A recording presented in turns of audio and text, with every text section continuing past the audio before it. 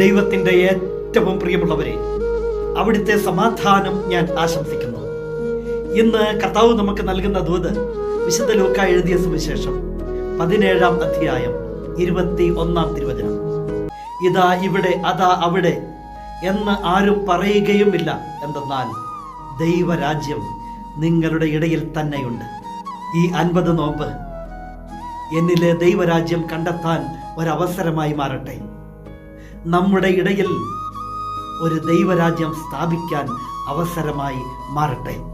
അതിന് ഒരുപാട് കാര്യങ്ങൾ ചേർത്ത് പിടിക്കേണ്ടതായി വരും. മറ്റൊരുപാട് കാര്യങ്ങൾ വിട്ടുകളയേണ്ടതായും വരും. അതിന് സാധ്യമാകുമ്പോഴാണ് യഥാർത്ഥത്തിൽ ദൈവരാജ്യം സ്ഥാപിതമാവുക. അപ്പോൾ മറ്റുള്ളവർ നിങ്ങളെ നോക്കി പറയും, ദൈവരാജ്യം നിങ്ങളുടെ ഇടയിലുണ്ടെന്ന്. ഈശോ ആഗ്രഹിക്കുന്നതും അത് തന്നെയല്ലേ? എങ്കിൽ ഇനി മറ്റെല്ലാവരും പറയണം, ദൈവരാജ്യം അവിടെയും ഇവിടെയുമല്ല, നിങ്ങളുടെ ഇടയിലുണ്ടെന്ന്. ഈ 50 നോമ്പ് അതിന് കാരണമായി മാറട്ടെ. കരുണാമയനായ ദൈവം നമ്മെ എല്ലാവരെയും സമൃദ്ധിയായി അനുഗ്രഹിക്കട്ടെ.